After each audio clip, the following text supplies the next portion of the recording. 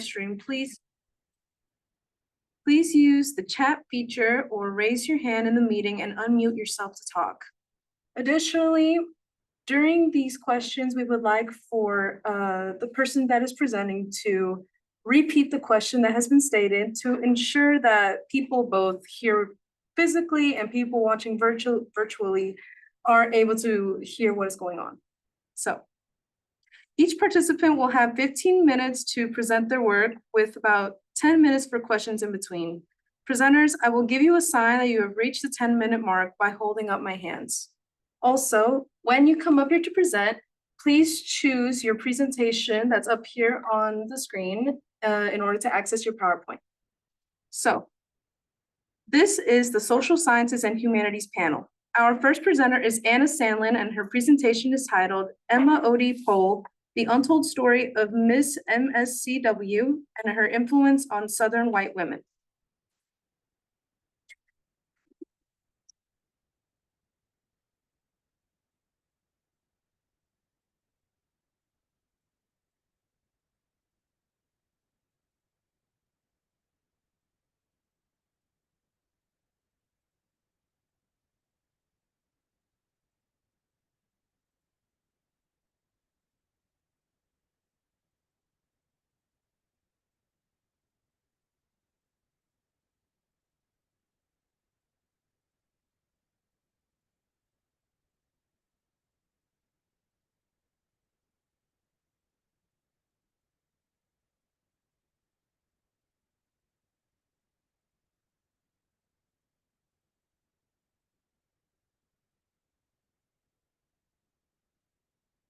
Hello, everyone. My name is Anna Sandlin, and I'm a senior majoring in history and minoring in social studies.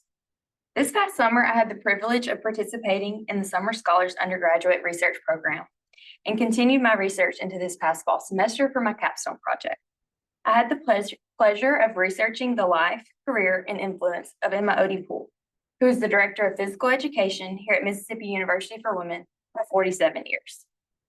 I started my process by immersing myself into Pohl's life at the MUW Library and the Beulah Culbertson Archives and Special Collections. Even though former students published reminiscences about Pohl, no published biography exists. Therefore, I've created a biography project that highlights Pohl's influence and significance on the school and on her students.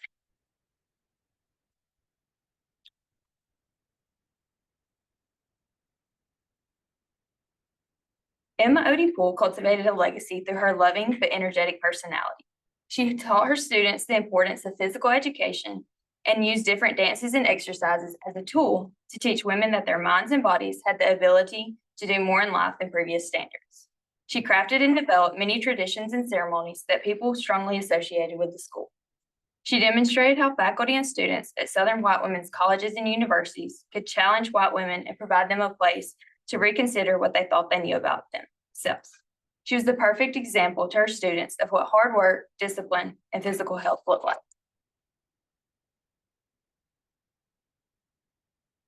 To further expound on Pohl's importance to the college and her students, I had to analyze the idea of Southern white womanhood throughout the 20th century.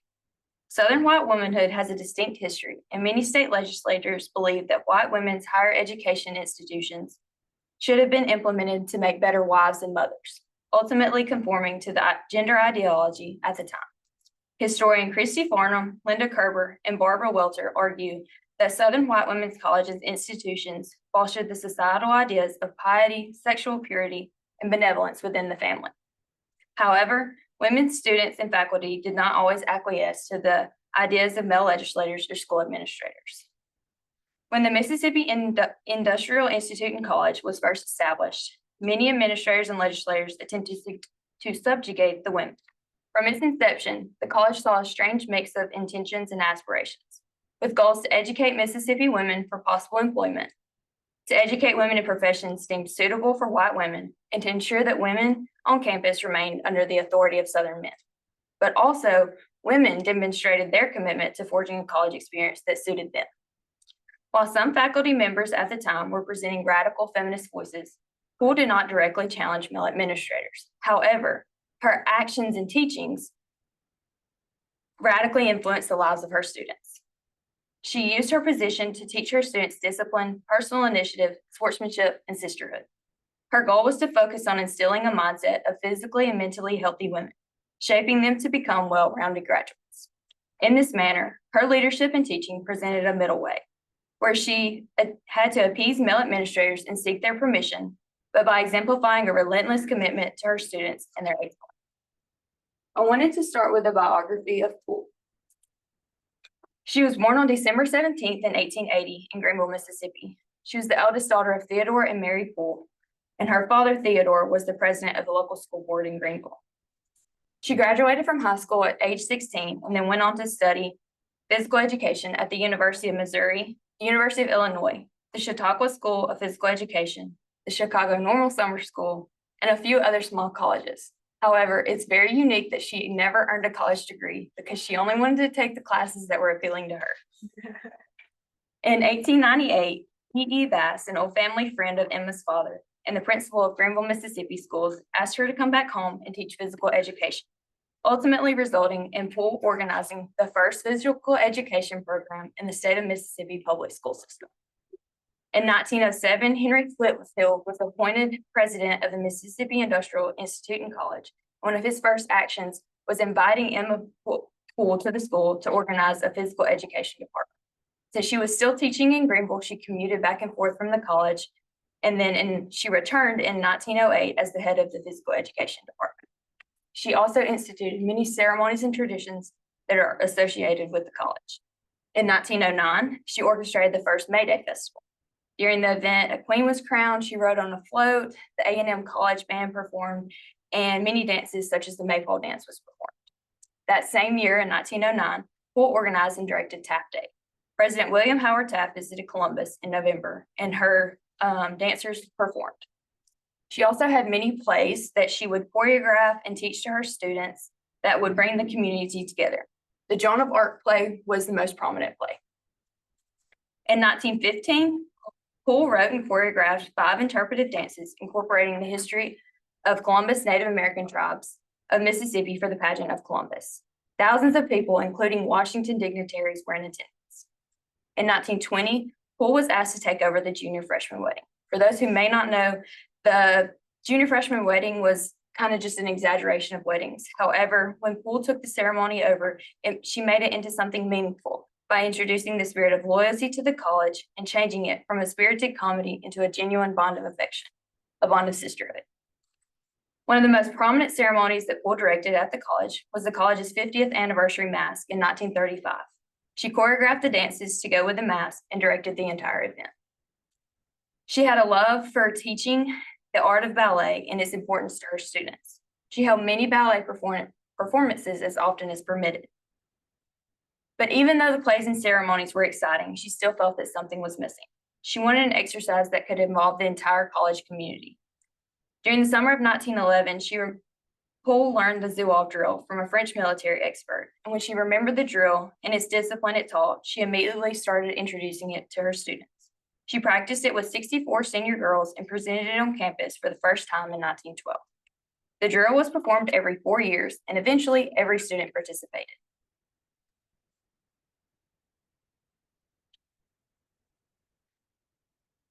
Poole spent most of her summers teaching dance and exercise classes at different colleges. And she became so popular that in 1927 she went on a teaching tour to the colleges of the University of Alabama, the University of Georgia, the University of North Carolina, and the University of Virginia. Poole visited many of these colleges, but she spent most of her time at the University of Virginia. And because of her great work and appreciation of it, the pageant committee at the University of Virginia met and unanimously chose her to direct their own pageant at their centennial celebration. Poole was very at work in many different areas on campus. In 1920, she stated that the college needed a new college song. So she chose the music, and with the help of 2 students, they wrote the lyrics to the current alma mater. She was also very patriotic. During both World War I and II, she devoted her time to first aid work at the IINC. She encouraged the students to participate in the war effort and taught them first aid and marching drills. She even wrote a patriotic play for her students to perform and symbolize their pride and love for America. She was the registration chairman of the Women's Committee for the Council of National Defense, where she encouraged the women of Mississippi to register for their service in the war effort. Poole presented a middle way in many different areas on campus, but primarily through dances and the costumes of dancers. The president of the Purity Federation International Headquarters sent President John Fant of the college a letter asking his opinion on the outrageous new dance costumes that physical education departments were showcasing. He mentioned the tight-fitting trunks that covered the loins with possibly 1.5 yards of China silk draped about the hips and upper body, leaving the feet, lower and upper limbs, and other parts of the body entirely bare. Fant then sent the letter to Poole and instructed her to respond since she was in charge of the dancers. However, he instructed her to say that if her opinion was not aligned with the college, that it was only her opinion. She did respond to the letter and say that she loved the new idea of the dances and she would like the new modernized dancer costumes with no shoes or socks. But she included that those changes were of her own idea and not that of the college, who actually disapproved of them. She stated, "I conform to their ideas in order to teach physical education in the college. As long as the costume is not actually integral to the work, I'm glad to put the work before the costume." She relinquished her own desire for the advancement of dance so that she could continue her teaching position. Poole decided to retire in 1955, and then she moved to Washington, D.C., where she devoted her time to volunteer work. She served at the American Red Cross and the Travelers Aid Agency. She was also a very big supporter of the Democratic Party, especially presidential candidate Adlai Stevenson. She volunteered her time at the National Democratic Headquarters office during his campaign in 1956. But she couldn't stay away from her alma mater too long, and she returned back to Columbus in 1956. Not long after her return, President Charles Hogarth recruited Poole to contribute her work ethic to the school's Alumni Association, and with a more specific project of creating the Living Endowment Fund. Poole eventually died on July 23, 1966, in Columbus Hospital after she succumbed to pancreatic cancer. She also had many awards and scholarships presented to her for her time and work at the campus. She received the Certificate of Merit Award.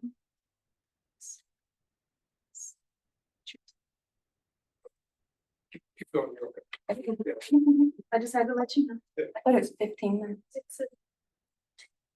But you. Oh, I'm sorry. Okay. So she received many awards.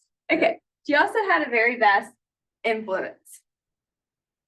Before Henry Whitfield and Emma Odie Poole, the college offered courses in physical culture that were on physiology and hygiene. However, when Poole was hired, the vitality of physical education became the standard. The college sought for women graduates to leave with the knowledge of how to be healthy, and the college requires students to take physical education courses before they could graduate because of Poole. The Zoo of Drill is an excellent representation of Poole's vast influence. She first implemented the drill with only select students participated. However, over time, eventually, the entire college campus participated. Through both the drills and other dances, she pushed her students to be the best and healthiest versions of themselves.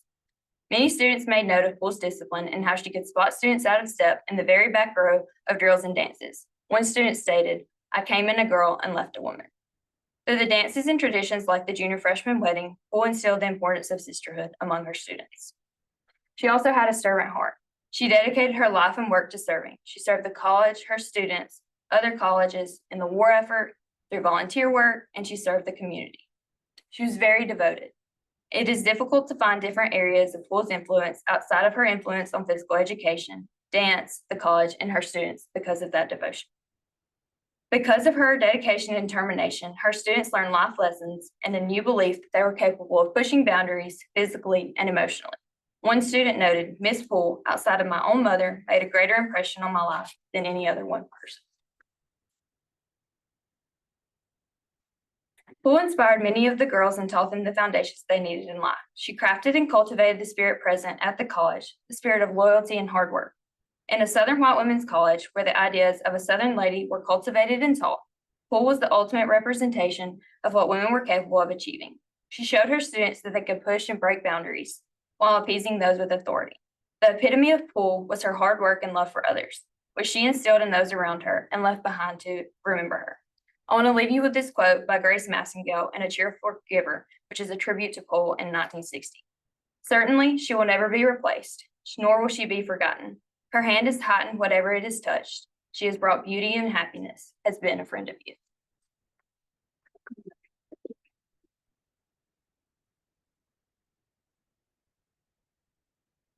Now it's time for questions, comments.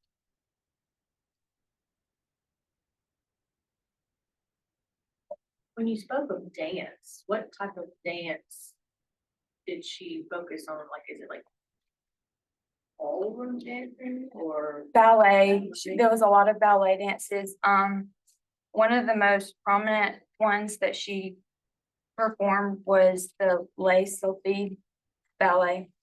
She liked the art of ballet the most, so they would do a lot of those. Do they still utilize some of her choreography today? I'm not sure that there's many, not on this campus that I'm aware of, but I'm also going to continue this research further. Hopefully, I want to go to graduate school to major in history, so I'd like to continue researching more about her.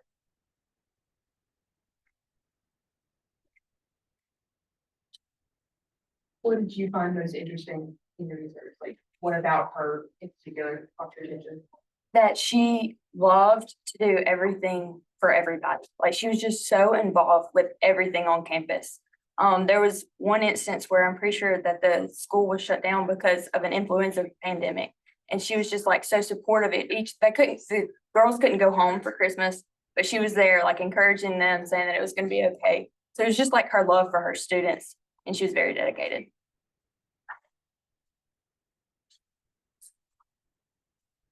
I know I hadn't heard from her before, but an alumni from the W told me that she is a great influence here. What other things do we have remaining on campus besides, I know her name is in one of the buildings? I think it's the gym. The pool gymnasium is named after her. Yes. Do you know of any other influences that we have on campus? I'm not sure. I know that the gym, and then where I found most of my information, there's a ton of information in boxes in the archives. There's a lot, and I didn't get to go through some of it. You would But- think some of the dances and music would probably be around somewhere in the tradition and stuff. The mascot. Yes, Odie, the mascot, yes. That's after her.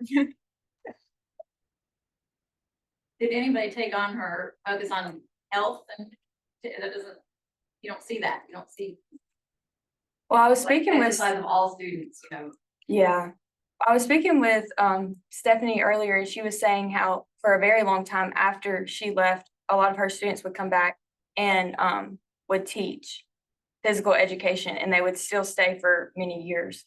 I mean, we have sports and stuff, but I think there's maybe physical education degrees, but I don't think it's as prominent as it was years ago.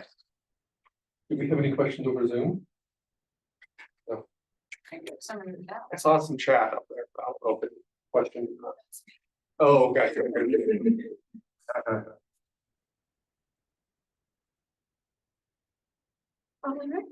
Great, thank you.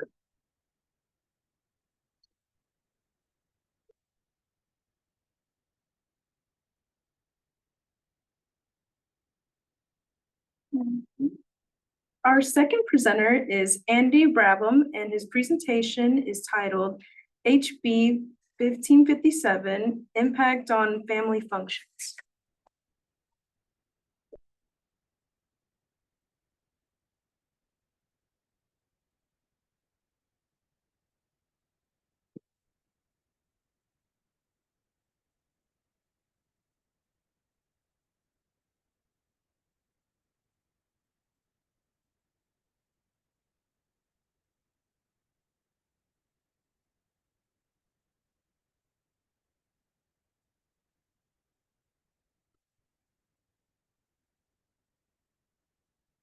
Hello, everyone. I'm Andy Brabham.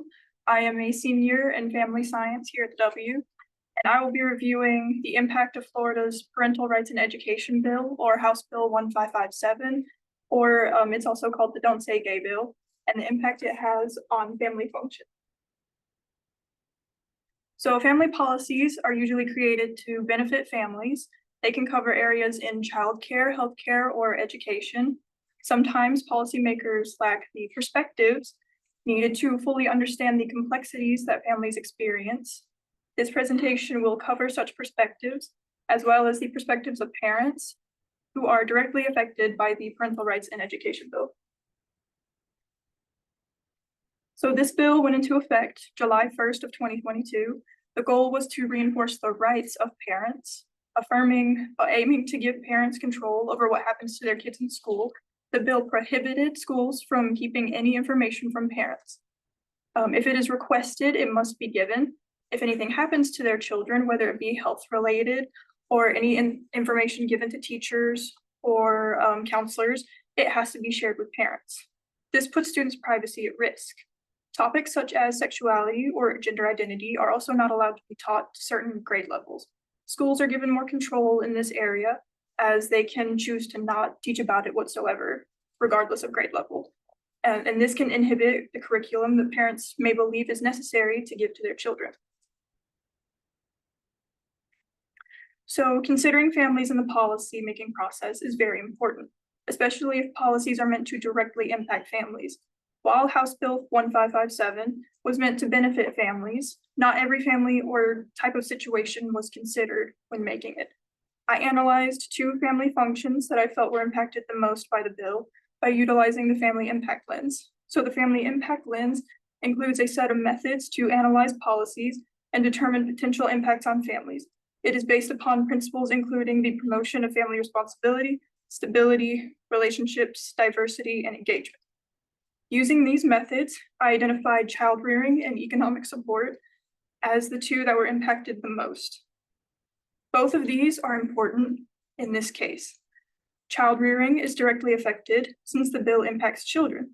It can determine what they are taught, and not teaching about other sexualities or gender identities besides heterosexuality or cisgender have proved to not be helpful for students. Less inclusive curriculums can create environments that are not safe for students to be in. This lack of understanding or empathy is not beneficial. Teachers are also provided less material to educate themselves, which means they are less capable of preventing students from bullying or victimizing their peers. Economic support is also affected. Some parents feel like the only way that they can help their kids is either by moving, changing schools, or homeschooling.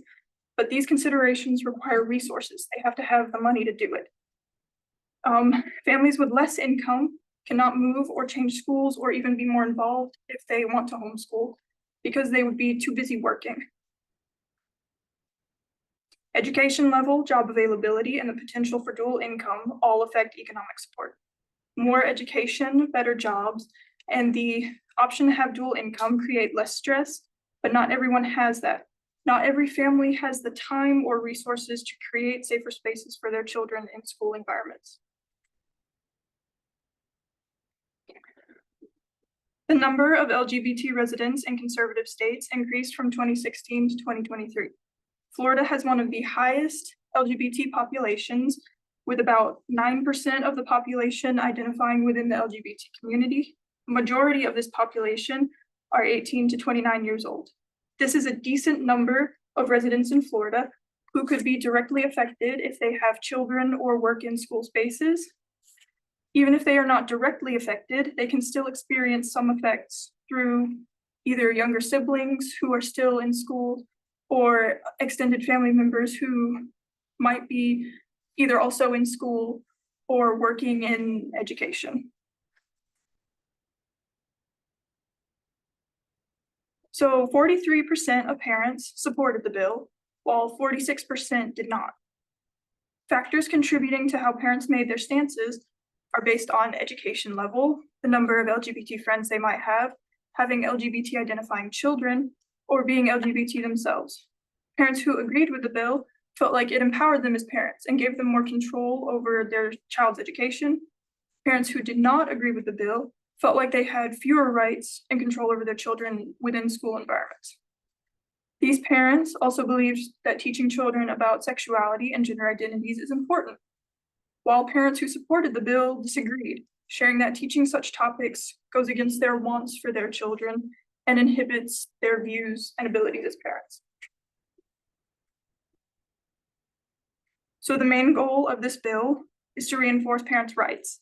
It is meant to give students more control over what happened, give parents more control over what happens to their kids in school, but this was not the case for every family. LGBT students are not able to disclose their identities to teachers or peers for fear of discrimination or bullying. These students lose their privacy, and this includes even students who don't identify as LGBT. They lose their privacy as well because their parents have to be given every piece of information on them. Parents should be told everything that affects their children, but students also deserve their right to privacy. Counselor visits are private matters. Students who disclose private and personal information within such a safe space should not have to worry about that information being shared elsewhere without their consent. Parents should not have to worry about their children's safety or financial stress as a result of this bill. Parents may agree or disagree over what is best, but there is no denying the negative outcomes that are presented. So here's some alternatives that I think would be better to implement. Within state policy making, the focus should remain on parent involvement, but without interfering with the children's privacy. Parents should be encouraged to be involved with their children's schooling, and it would be great to allow them to view the curriculum being used in their children's classes. If they disagree with what is being taught, then they should also be allowed to withdraw their children from the courses. I've heard of this being done for parents who don't want their children or teens in sex ed courses in high school, so they will withdraw them from them. Similar options should be available here. They should still have the right to parent their children the way they see fit, but also without getting rid of the right for other parents to have the same level of control. As previously stated, under this bill, children are more prone to bully their peers based on their gender identity or sexuality. And teachers are also less capable of addressing the root cause to focus on prevention of the bullying. Enforcing unbiased anti-bullying policies is a great way to ensure teachers or other school staff are working to prevent all forms of bullying. Inclusive learning environments are important to make sure students are comfortable, which in turn can improve their ability to focus and learn. Ensuring policies are inclusive of transgender students is very important, especially now. Schools are often a safe place for students to be themselves. And if there are policies put into place that require teachers and counselors to disclose private information with their parents, then their safety can be at risk. Children deserve to have a safe environment to express themselves and experiment with who they want to be. Thank you for your time.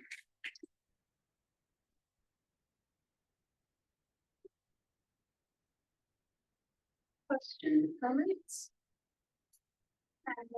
So is it up to the school's staff's discretion to tell the parents, or like what's holding them accountable to tell the parents everything? Really, I guess. That is not directly addressed within the bill. It is just simply stated that schools are meant to have policies that ensure that parents learn any of this information. So upon request, if parents request the information, it has to be given. So it's really up to whatever the schools decide is the best way to make that happen. Thank you. I may have a two-part question. So this is now Florida law, correct? Yes. Okay. So since it's been in place, are you aware of data that's been collected showing, or even legal cases about the harms to kids? I did not look into any of that. I was focusing on more the impact to those functions when it was first put into place or prior to, and the opinions that parents had on the effects that it might have to them. Sure, thank you.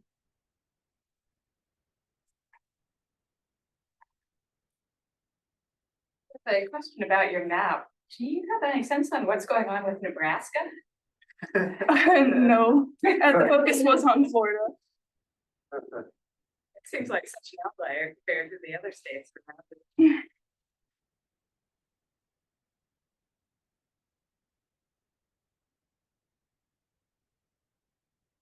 So one thing that struck me is your consideration of financial influences on parents' ability to be involved. What would you think about framing things like increased social services spending or even minimum wage increases as pro-family policies? Like if you want parents to be more involved in school, maybe if they didn't have to work second jobs, Mhm. right? Is there something in the discourse there that would allow for those kind of arguments? There definitely is. I mean, there's so many things that affect parents' ability to be there for their children.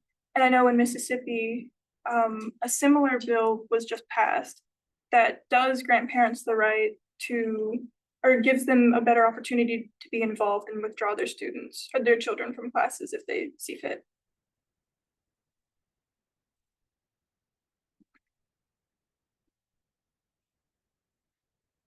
And this is just like a commentary, I suppose. I mean, I can see parents wanting to know what's going on with their child. On the other hand, I know of a very specific case when a child was severely harmed at home, when a parent was told about the child's gender identity, and that should not have happened. So it's one of those situations where it's like, yes, I can understand why the parents want to know, but on the other hand, I worked in public schools in elementary, middle, I worked my way to up, and there are cases where, you just, I feel that I would want to be responsible. I feel as a teacher responsible for the student's safety. So it's a difficult situation. To be required to out Mhm. those children, even if their situation is not safe. Exactly. That's kind of why I asked about what holds them accountable. Because I'm going into education and I personally feel, I mean, I know that teachers are mandatory reporters anyway for certain instances, but say like you do have to relay that information to the parent because they requested it. Like, how is that gonna affect the mandatory reporting process? Now that the parents are more involved to just get any sort of information about their child. Part of me wonders how much of that can be off the books. Right? The teacher didn't take those notes down, then those records don't exist. That's true. That would be my solution. Yeah. And then there was conflicting, reports. Or just the teacher doesn't record that kind of information. Yeah, So none of that ever gets entered into the permanent record. Because it's not like it's stating that there has to be another person or it has to be recorded. So. Those can be the teacher's unofficial private notes about class. yeah. You got 200 students, how long are you gonna spend Digging Right, through my that- notes about on everybody. each, on each student? But I like how you propose a compromise, like, Mhm. let's have this within the parent, yes, it's still the parent, that's their kid, and they can opt out of that. I think when we can propose compromise, you're liable to get a lot farther than just to say, yes, no. So that was a really strong part of your presentation. I really wanted to focus on the choice of parents to have both options. Right. Instead of only having one, and that's the way it has to be.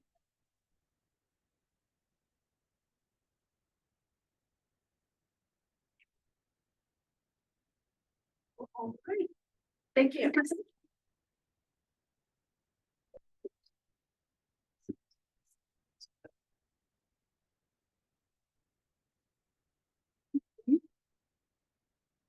Our fourth panelist is Mariana Shorter, and her presentation is titled Inside the Mind of a Prisoner. Her presentation will be via a video. She is not here today.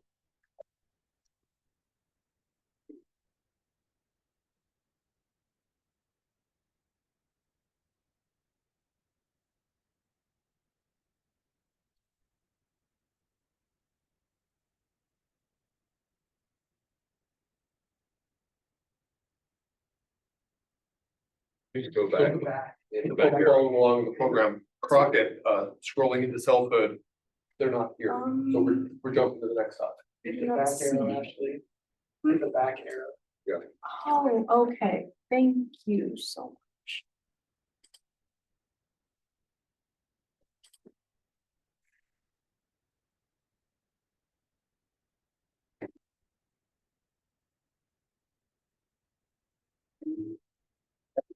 In criminal justice, University, Mississippi Community College. I am a legal studies major, joined Spanish minor here at the Mississippi University for Women. When you first hear the word prisoner, what word comes to mind? Some may say bad. Others may say terrible. And there are a select few that will say, great sight. However, I kindly request that you remove those negative connotations and place those aside and remain open-minded. The United States justice system is exceedingly different from other countries. For example, Norway has one of the lowest return rates in the world. Their jail cells are similar to dorms on campus. The inmates have their own bed, refrigerator, and bathroom, all to themselves. They are encouraged to interact with correctional officers and other inmates on a day-to-day basis. On the other hand, the United States jail cell is exactly what it is. There are two individuals that are placed into a small box, and there's a toilet openly exposed. They also shower together and are under a certain time within the shower. The United States has the highest return rate compared to Norway's low. And this is a rampant issue within criminal care in the United States. Prisons in America are incarcerating those affected by mental illness at alarming rates. The proper health care is not being provided within the cells, which is why the United States Supreme Court system had to respond to that issue. They held that failing to care for people with mental illness in the least restrictive environment violated the American with Disabilities Act. Yet, there is time and time again that we as citizens see that prisoners are infected with diseases, mental diseases, due to the jailhouse.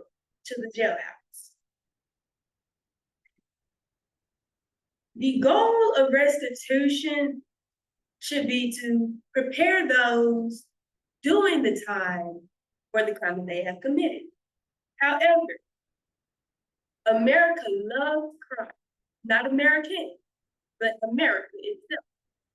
Because the justice system is currently circulating in money all the time.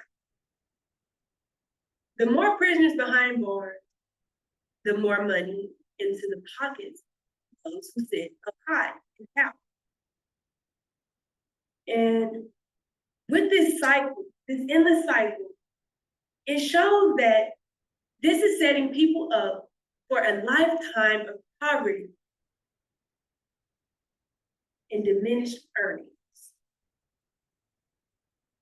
In order for the justice system to lead those to a better life, we have to start in search for the cause within.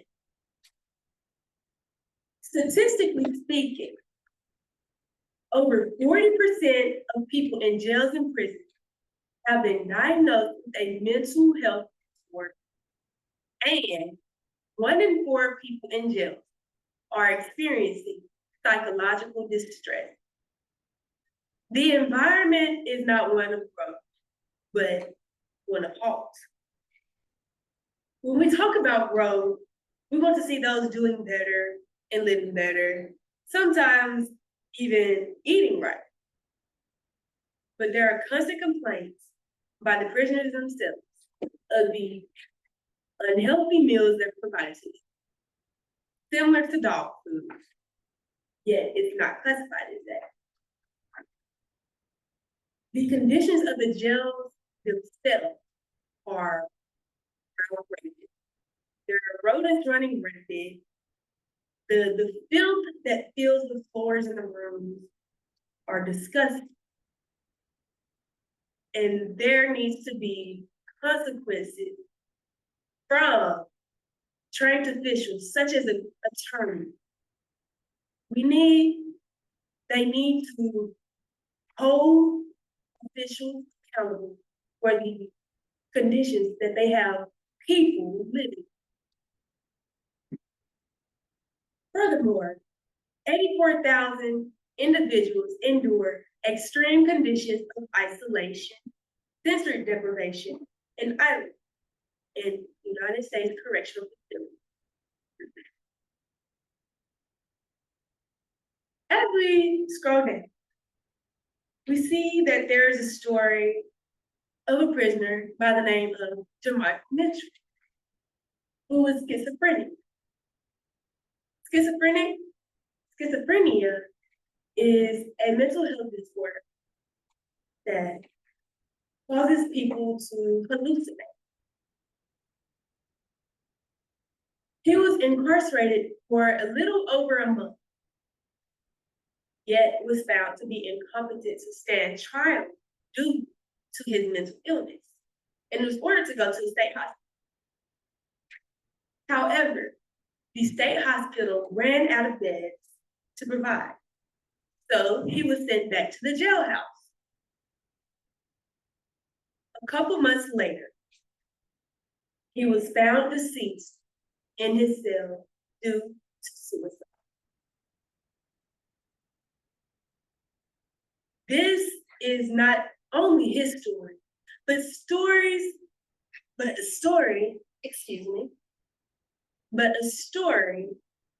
of many prisoners. A solution to this problem would simply be to redirect, for the United States to redirect their action and focus more on rehabilitation instead of punishment. It is proven through the evaluation that if we focus more on the well-being of the mental health, then there will be less crime, better pay. Right here, to wrap things up, is a source or a QR code for you to scan to view the sources that I have. And I want to thank each and every one of you for giving me your time to bring life to the mental health. So much.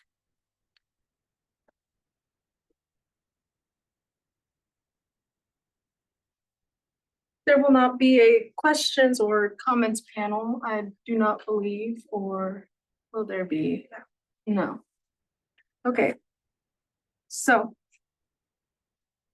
our next panel will begin at 12 o'clock after the morning break. To this session's evaluators, please turn in your evaluations to the registration table as soon as you have completed it. For all attendees, if you haven't already, please remember to fill out the evaluation that is linked from the QR code in the conference program. Thank you for coming.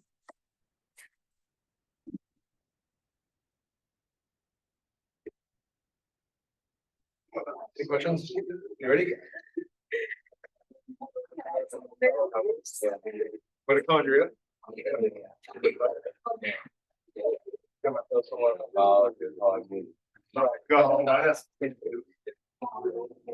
Or you get like one time we saw a snake in the park. We did that.